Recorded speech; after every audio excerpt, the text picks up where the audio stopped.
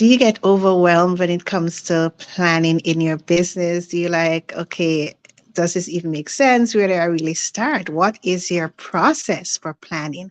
Now, planning in your business can be very overwhelming at times. It can be exciting. And to be honest, for me, planning is something I enjoy doing with those I serve because it opens up your eyes to so many things, so many possibilities in your business. It helps you to reflect and to also be more innovative and proactive going forward. So when it comes to planning, there are often some steps that are missed. I see it often. So I'm just going to quickly touch on about three areas for the next few minutes as to, don't miss these areas when you're planning in your business. When you're planning, keep your eyes on these areas, take these areas into account so that your plan is realistic and also you're not taken off with some overwhelming surprises about how things turned out in your business. So one of the first things I see is that oftentimes you're planning for sales. You want to grow by this amount, the top line of revenue. That's exciting. That's great. However, do remember that as your sales increase, your expenses are going to increase as well, related expenses. So you want to ensure that as you are planning, you are taking into account that my expenses are going to increase. And you can take it, it can get, very, very detailed. For example, you should know, for example, if you're going to take on a new team member, you need to know right away how much my expenses will increase by then. It's not just I'm going to pay them this per hour, this salary. You got to think about what are the benefits, what are the taxes that are related, setup costs. You might have training, you might have, depending on the level they're coming in at, you might need to have a computer, a laptop, a vehicle. So these are things you need to think about as you're planning. What does it cost me to increase sales? What does it cost me to really take on, expand my team? What does it cost if you're going to change locations or expand your locations, expand your product line, your service offering? So do bear these in mind as you're planning.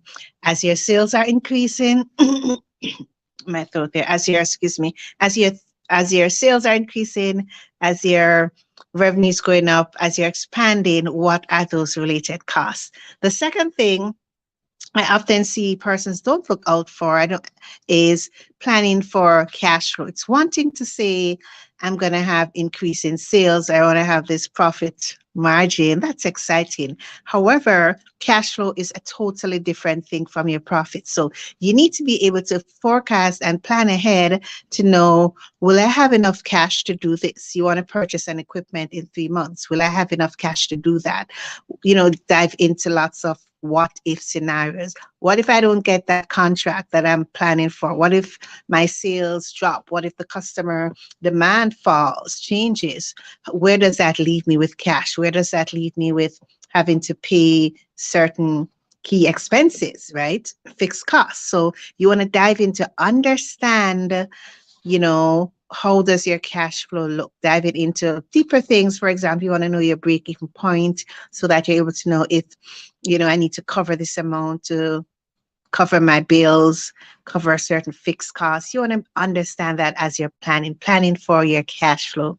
And the third thing I see is oftentimes you are planning for the short term, and that's okay. However, look at your business in your company in a bigger perspective, a wider scope, right? You want to think about, okay, I'm going to have sales increasing, profits increasing. However, what do I ultimately want to happen to my business, to my company in the long run? Do you want to have another location? Do you want to have gradually have someone coming in to replace you as a CEO, as the owner? So you want to think about those things and gradually start planning for that. So for example, if eventually you want to be like a silent shareholder in your business, you don't want to be actively in the day-to-day operations, then in your succession planning, you need to think about having someone to understand what you do. So oftentimes it's great you understand, you're operating the business in your head. However, if someone were to come on board, what are the standards you're expecting them to uphold?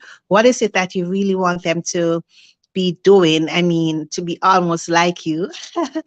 So it's important to understand that part of succession planning. So these are just some areas I see missing a lot when, persons are planning in their business. They are saying, okay, a new year is coming along. I want this to happen. These are just some gaps I see in the planning process quite often. So if you are now going to be planning in your business and you're like, okay, where do I start? What are the steps? Then I'm happy to have a chat with you to just go over the things you need to look at for planning. And, we can just have a chat about where you're at and what might be the next best step for you. So if you're ready to plan, if you are already planning your business, then reach out to me. I'm happy to have a chat with you. You can send me a message, phone, email, however, and I'll be happy to continue the conversation. Do remember to share this broadcast out as well with other CEOs, other entrepreneurs, other business owners, so they can be aware of these steps that are so critical and often missed when you're planning in your business and even just in operating your business overall. I do see a lot of gaps here as well. So signing off in 3, 2, 1. Bye, guys.